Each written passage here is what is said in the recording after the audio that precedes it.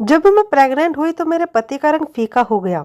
फौरन उसी रात मुझे वो गांव से दूर एक कमरे में ले गया और बोला, पूरी 9 महीना तुमको यहीं रहना है। और जब आखिरी दिन मुझे दर्द शुरू हुआ तो फौरन एक औरत अंदर आई और मेरा बच्चा छुपाती हुई बाहर ले गई। कुछ देर बाद मेरा पति रोता हुआ अंदर आया और बोला, बच्चा तो तुमने मुर्दा पैदा किया था। बहुत मुझे बहुत अजीब लगा। यूं दूसरी बार जब मैं प्रेग्नेंट हुई तो पति को कुछ न बताया और चुपके से घर से भाग गई। एक दिन डॉक्टर से चेकअप करवाने आई तो वो अल्ट्रासाउंड करती हुई चीख पड़ी और फिर थोड़ी ही देर बाद डॉक्टर्स की पूरी टीम ने मुझे जंजीर से बांध दिया और बोले कि तुम्हारे पेट में तो। मैं शादी की रात घूंघट ओढ़कर बैठी अपने पति का इंतजार कर रही थी। तभी दरवाजा खुला और मेरा पति कमरे में आया। उसके पैर मेरी तरफ बढ़ रहे थे। तभी वो आकर रुक गया। मैं सोच रही थी कि वो मुझसे कोई बातचीत करेगा, मगर वो कुछ ना बोला। मुझे बड़ा अजीब सा महसूस हुआ। तब मैंने अपना घूंघट खुद ही उठाकर देखा, लेकिन मुझे हैरत का झटका तब लगा जब मैंने कमरे को खाली पाया। मेरा दिल एकदम से धड़कने लगा। मैं डरी नजरों से यहाँ वहाँ देखती रही। तभी कमरे का दरवाजा दोबारा खुला और मेरा पति कमरे में आ गया। उसकी नजर जैसे ही मुझ पर पड़ी, जल्दी से मेरे पास आया और बोला, क्या बात है रागनी, तुम इतनी घबराई हुई क्यों लग रही हो? मैं बोली, थोड़ी देर पहले ही कमरे में कोई आया था। जैसे ही मैंने घूंघट उठाकर देखा तो कमरा खाली था। सचिन बड़ा परेशान हो गया था। कुछ देर तो कुछ भी नहीं बोला। फिर हंसने लगा और बोला, रागनी, पहले भी कमरे में मैं ही आया था। तुम्हारे पास बैठते ही याद आया कि मुंह दिखाई का गिफ्ट बाहर ही भूल गया हूँ, इसलिए जल्दी से बाहर गया ताकि ला सकूं। सचिन ने अंगूठी की तरफ इशारा किया। अब मैं शांत हो गई थी। सचिन ने अंगूठी मेरी उंगली में पहनाई और बोला, रागनी, आज तुम बहुत प्यारी लग रही हो। मैं मुस्कुरा दी। तभी सचिन उठकर वॉशरूम चला गया। जब वो वापस लौटकर आया तो बोला, रागनी, मैं थका हुआ हूँ, सोना चाहता हूँ। तुम भी ये भारी लहंगा बदलकर आराम कर लो। मैंने सिर हिला दिया। सुबह हुई तो मैंने बाहर निकलकर घर की आनंद ले रही थी। मैंने और सचिन की मेरी और सचिन की अरेंज मैरिज हुई थी। हम दोनों एक दूसरे को नहीं जानते थे और ना ही हमारा आपस में कोई रिश्ता था। मम्मी ने बस मुझे इतना कहा था कि रागनी, तुम बहुत खुश नसीब हो, जिसे सचिन जैसा अच्छा हमसफर मिला है, जो बहुत अच्छा इंसान है। फिर सबसे बड़ी बात यह है कि उसके आगे पीछे भी कोई नहीं है। माता पिता दुनिया से जा चुके हैं, बहन भाई कोई नहीं है, वो अकेला ही हर चीज का मालिक है। तब मैं बोली, मम्मी, मेरे पति का कोई रिश्तेदार है? कल को कोई बात हो गई तो उसे कौन समझाएगा? मम्मी मुस्कुराने लगी और बोली, बेटी, यही तो सारी बात है, रिश्तेदार नहीं है तो फिर वो किसके कहने पे आकर तुमसे लड़ाई झगड़ा करेगा? बल्कि पूरी दुनिया में उसका तुमसे एक रिश्ता होगा, वो तुम पे जान देगा। बस बेटी, तुम अपने पति की बात मानती रहोगी तो भगवान के कर्म से कुछ भी गलत नहीं होगा। मुझे मम्मी की बात समझ में आ गई थी, इसलिए मैंने सचिन के रिश्ते के लिए हाँ कह दी थी और आज मैं उसकी बीवी बनी, उसके घर की मालकिन बन गई थी। मैं घर की एक एक चीज को बड़ी प्यार से छू कर देख रही थी। हमारा घर छोटा सा था मगर बहुत ही खूबसूरत था। हर चीज बहुत अच्छे से सजी हुई थी। चलते चलते मैं घर के पीछे चली गई थी, जहाँ एक छोटा सा कमरा था। मैंने सोचा कि इस कमरे में झांक के देखूं कि वहाँ क्या पड़ा है। मैं जैसे ही कमरे में जाने लगी, अचानक से किसी ने मेरा हाथ पकड़कर पीछे खींचा था। मेरा ऊपर का सांस ऊपर और नीचे का नीचे रह गया था। मैंने जल्दी से पीछे मुड़कर देखा तो सचिन खड़ा था, जिसके चेहरे पर गुस्सा ही गुस्सा था। सचिन बोला, रागनी, तुम यहाँ क्या कर रही हो? मैं शर्मा कर बोली, अपना घर देख रही हूँ, हर चीज को महसूस कर रही हूँ। मुझे आपके घर की मालकिन बनकर बहुत अच्छा लग रहा है। सचिन के चेहरे पर गुस्सा था। वो बोला, रागनी, पूरा घर तुम्हारा है, बल्कि अब तो मैं भी तुम्हारा हूँ, मगर ये कमरा ना तो मेरा है और ना ही तुम्हारा, इसलिए तुम इस कमरे से दूर रहना। मैं बोली, ये क्या बात हुई? घर आपका है तो फिर आपके घर में बना ये कमरा आपका क्यों नहीं है? सचिन बोला, ये मैंने कुछ साल पहले किसी और को रहने के लिए दिया था, उसका सामान इसमें पड़ा है, वो अभी तक लौटकर वापस नहीं आया। जब आएगा तब मैं उसे कह दूंगा कि अपना सामान उठाकर ले जाओ, फिर तुम इस कमरे की मालकिन बन जाना। मुझे बहुत आश्चर्य हुआ था। मैं बोली, ऐसा भी कौन था जिसके लिए आपने ये कमरा अभी तक बंद करके रखा है? फिर सचिन का गुस्सा चढ़ गया और बोला, बस बस, ज्यादा सवाल जवाब मत करो, मुझे ज्यादा बोलने वाली लड़कियां अच्छी नहीं लगती। चलो आज के बाद यहाँ मत आना। मैं तो अपना मुंह लेकर रह गई थी। भला ये क्या बात हुई कि ज़्यादा बोलने वाली लड़कियां पसंद नहीं है। लड़कियां तो हमेशा ही बहुत ज़्यादा बोलती हैं। मैं सचिन के पीछे पीछे घर के आंगन में आ गई थी। तभी एक बार बैल बजे तो सचिन ने जाकर दरवाज़ा खोल दिया। जब वो वापस आया तो उसने हाथों में नाश्ता पकड़ा हुआ था। मैं बोली, अरे सचिन, आपने ऐसा क्यों किया? अब तो आपकी बीवी घर आ गई है ना, अब आपको कोई चीज़ बाहर से मंगवाने की ज़रूरत नहीं है। सचिन बोला, आ जाओ नाश्ता कर लो। हम दोनों ने मिलकर चुपचाप से नाश्ता किया था। मैं सचिन से नज़र चुराकर उसे बार बार देख रही थी। सचिन बहुत खूबसूरत था। इतना खूबसूरती अगर उसके चेहरे को देखती रहूं तो दिल ना भरे। सचिन नज़रें झुकाकर नाश्ता कर रहा था, जबकि मैं उसकी लंबी घनी को पलकों को देखती रह गई थी। तब सचिन बोला, रागिनी, मेरा चेहरा बाद में देख लेना, पहले नाश्ता कर लो। मैं तो एकदम से हड़बड़ा गई थी। मेरी चोरी जो पकड़ी गई थी। मुझे तो इस बात की हैरत थी कि सचिन को कैसे पता चल गया कि मैं उसे देख रही हूँ। नाश्ता करने के बाद सचिन सारे बर्तन उठाकर किचन में ले गया और धोकर रख भी आया था। मैं बहुत खुश थी। सचिन अच्छा इंसान था। मुझे उसकी कम बोलने वाली आदत से परेशानी थी। खैर, इसका हल मैंने ये सोचा था कि मैं धीरे धीरे उसे अपने रंग में ला लूंगी। मैं सचिन के साथ बहुत खुश थी। कुछ ही माह बाद मैं प्रेग्नेंट हो गई। मैं बहुत खुश थी। मुझे लगा था कि जब ये खबर मैं सचिन को सुनाऊंगी तो वो भी बहुत खुश हो जाएगा। इसलिए शाम को जैसे ही वो घर आया, मैं जल्दी से उसके पास गई और बोली, सचिन, आप पिता बनने वाले हो। मेरी बात सुनकर सचिन का चेहरा लाल हो गया था। वह मुझे फटी फटी निगाहों से देख रहा था। फिर बोला, बधाई हो रागिनी, तुमने तो बहुत अच्छी खबर सुनाई है। जबकि मैं सचिन के चेहरे पर लिखी हुई रंग पड़ी ली थी कि उसे मेरी बात सुनकर बिल्कुल भी खुशी नहीं हुई थी। मुझे उससे इस तरह ठंडे रहने की भरोसा नहीं थी। मैं चुप करके अपने कमरे में चले गई। मेरी आंखों से आंसू बह रहे थे। थोड़ी देर बाद ही सचिन कमरे में आया और बोला, क्या बात है रागिनी, यूं बच्चों की तरह क्यों रो रही हो? मैंने कहा, आपको बच्चे की खबर सुनकर खुशी नहीं हुई इसलिए। सचिन ने मेरा हाथ थाम लिया और प्यार से बोला, मुझे बहुत खुशी हुई है, मगर आजकल मुझे कारखाने की तरफ से परेशानी है। मैं जिस ऑफिस में काम करता हूँ वो दिवाली की तरफ जा रहा है। बॉस ने आज ये खबर सुनाई है कि उन्हें कुछ वर्कर्स काम से कम करने पड़ेंगे, क्योंकि इस समय इतनी तनख्वाह है वो अफोर्ड नहीं कर सकते। मुझे ये फिक्र है कि कहीं मेरी नौकरी भी ना चली जाए। मैंने सचिन के हाथ पर हाथ रख दिया। सचिन, आप फिक्र ना करें, आने वाला बच्चा अपना भाग के साथ आएगा। भगवान हर बात को जानता है। आप जानते हो ना कि भगवान से क्या प्रार्थना पूरा होकर ही रहता है। मेरी बात सुनकर सचिन मुस्कुरा दिया था। उस दिन के बाद सचिन मेरा बहुत ज़्यादा ख्याल रखने लगे थे। मेरी लंबी चौड़ी बातें भी सुनकर गुस्सा नहीं होते थे। मैं किचन में खाना बना रही थी। सचिन सुबह काम पर गए हुए थे। तब मुझे एहसास हुआ कि सचिन वापस आ गए हैं। मैं इतनी हैरान हुई और बोली, सचिन, आप आज इतनी जल्दी वापस कैसे आ गए? जैसे ही पीछे देखा, सचिन आया नहीं था। मुझे अपनी हालत पर बहुत हंसी आई। मैंने सोचा कि मेरे दिलो दिमाग से सचिन का प्यार इतना ज़्यादा है कि अब हर समय मेरे दिमाग में उन्हीं का ख्याल रहता है। शाम में जब वो वापस आए तो मैंने सबसे पहले उन्हें यही बात बताई थी। सचिन ने अजीब सी नज़रों से मेरी तरफ देखा। वो खुश बिल्कुल भी नहीं हुए थे। मैं खुद घबरा गई कि उनको मेरी ऐसी बात क्यों बता दी। कहते हैं ना कि हर बात पति को बताने वाली भी नहीं होती। खैर, हम दोनों ने मिलकर खाना खाया। सचिन बोले, आज खाने के बाद चाय पीने का दिल कर रहा है। मैं जल्दी से उठी और बोली, मैं अभी बना कर लाती हूँ। तभी सचिन ने मेरा हाथ थामकर मुझे बैठा दिया और बोले, नहीं नहीं, तुम यहीं पर बैठो, मैं तुम्हें अपने हाथों से चाय बनाकर पिलाऊंगा। मैं मुस्कुराने लगी थी। सचिन उठकर किचन में चले गए तो मैं अपनी बातों में खो गई थी। थोड़ी देर बाद ही सचिन चाय लाए तो हम बातें करते करते चाय पीने लगे। मुझे नींद आ गई तो मैं सोने के लिए चली गई, जबकि सचिन टीवी पर खबरें देख रहे थे।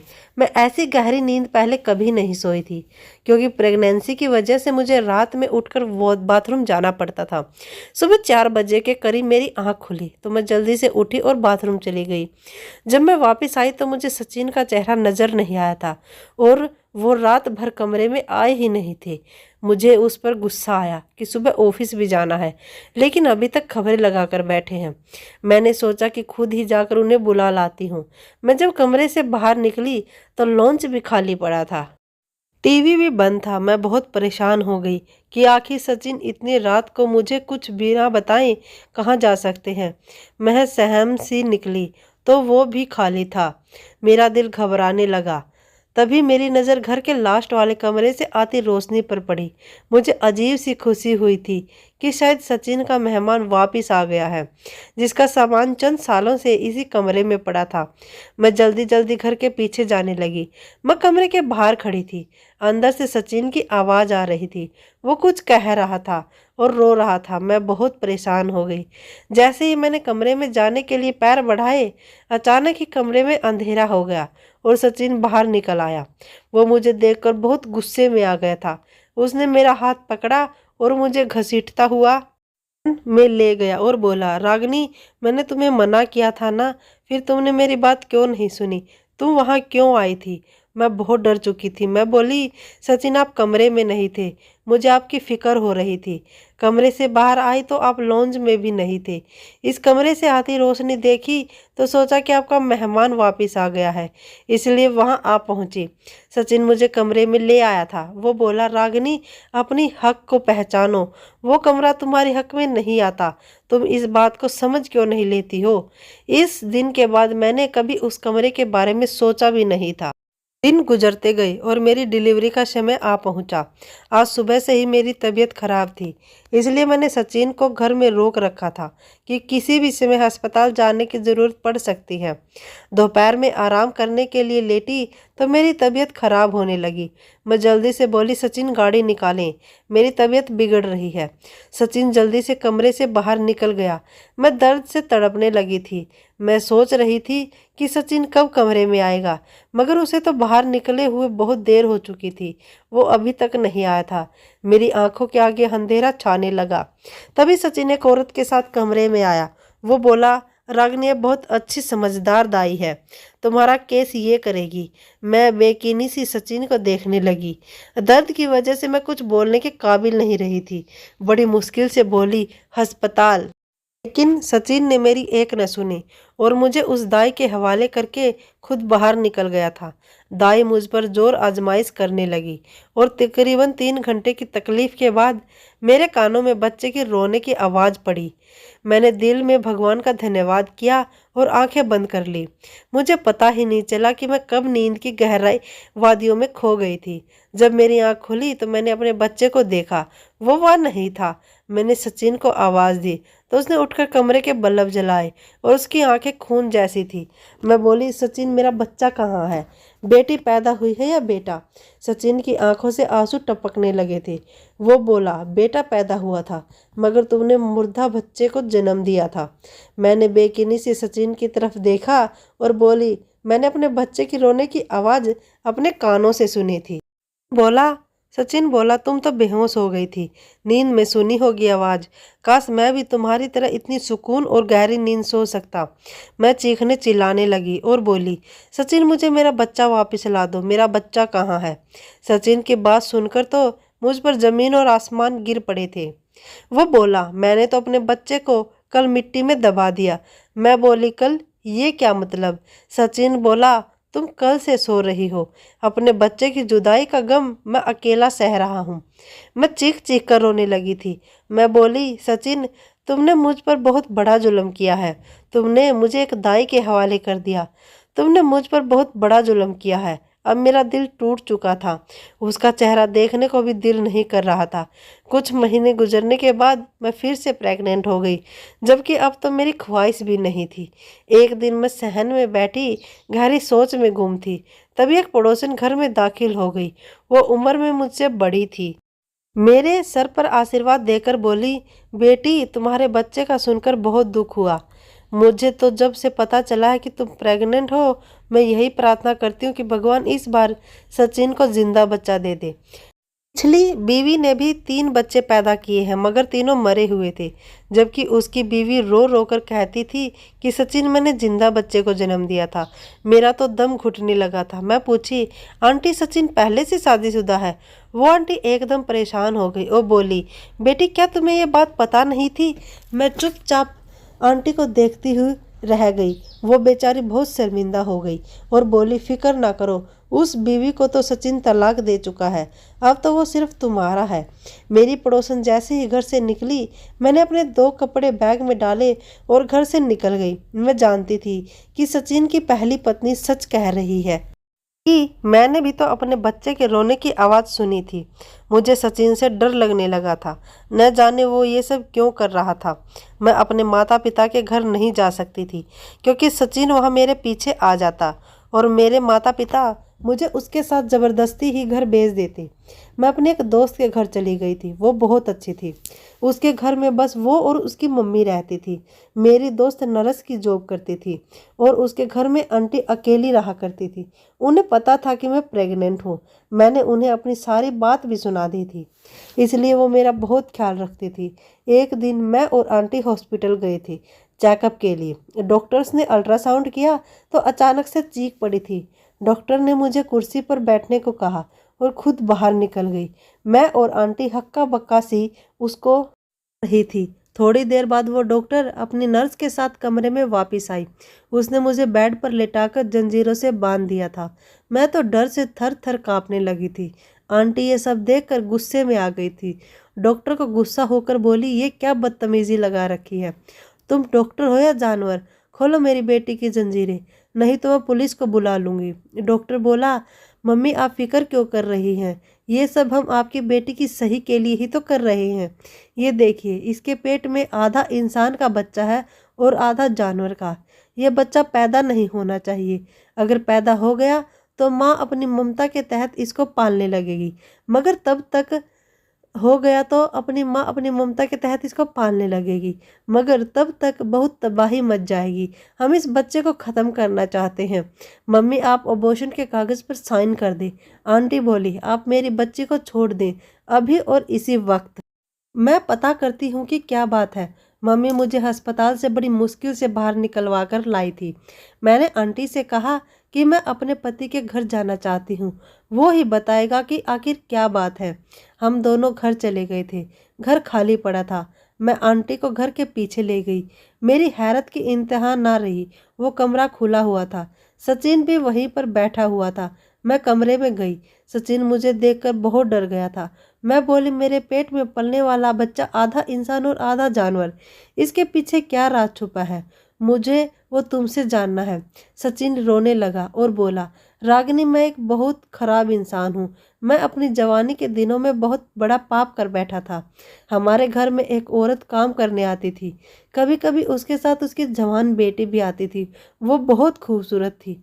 मैं उस पर फिदा हो गया। मैंने उससे कहा कि मैं तुमसे शादी करना चाहता हूँ। वो भी बहुत खुश हुई थी। हमारी दोस्ती हो गई और मैंने उसकी करीबी का फ़ायदा उठा लिया, जिसकी वजह से वो प्रेग्नेंट हो गई। उसने मुझ पर बहुत जोर डाला कि मैं उससे विवाह करके घर ले आऊं, लेकिन मैंने साफ साफ इनकार कर दिया। तब उसने मेरी मम्मी पापा को मेरी बात बता दी। तब मैंने सबके सामने उसके मुंह पर थप्पड़ भी मारा था। मैं बोला, इस दुनिया में मेरे लिए तुम ही रह गई थी क्या? मैं तो जूता भी ब्रांड का पहनता हूँ, फिर तुम जैसे गरीबों से विवाह कैसे कर लूँ? वो रोती हुई घर गई थी। फिर मुझे पता चला कि उसने अबॉर्शन करवा लिया था। कुछ माह बाद मेरी शादी मम्मी ने करा दी। मेरी पहली बच्ची ऐसी हुई थी कि उसने 2 घंटे दुनिया में सांस लिया और फिर चल बसा। मैं और मम्मी बहुत परेशान थे। बाबा के पास गए तो वो बोले, सचिन तुम पर तुम्हारी किसी महबूबा ने काला जादू किया है। ये काला जादू बहुत ज़्यादा भारी है। ये कई कई महीने चिल्ले काट कर किया गया है ताकि तुम्हारा बच्चा आधा जानवर हो। मैं तुम्हारे लिए तोड़ कर देता हूँ। मैं बहुत ज़्यादा डर गया था और फिर वही हुआ जिसका डर था। वो बाबा अभी जादू कर रहे थे कि मर गए। मुझे मालूम पड़ गया था कि वो शैतानी ताकत का मुकाबला नहीं कर पाए। मेरे 3 बच्चे ऐसे ही पैदा हुए थे।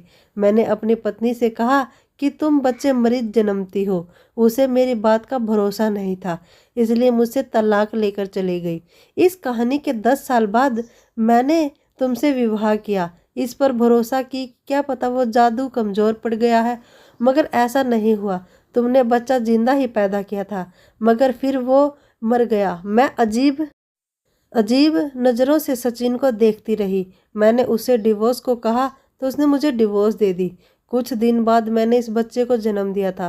वो थोड़ी ही देर जिंदा रहा और फिर मर गया। उस बच्चे के साथ में मैं भी अंदर से मर गई थी। मैं अपने मम्मी पापा के घर वापस चली गई तो उन्होंने मुझे बोझ समझकर सर से उतारने की कोशिश नहीं की थी, बल्कि मुझे बहुत खुशी खुशी अपने घर में रख लिया था। मैं खुशहाल जिंदगी गुजार रही हूँ, मगर मेरे दिल से वो दुख और खौफ नहीं जाता।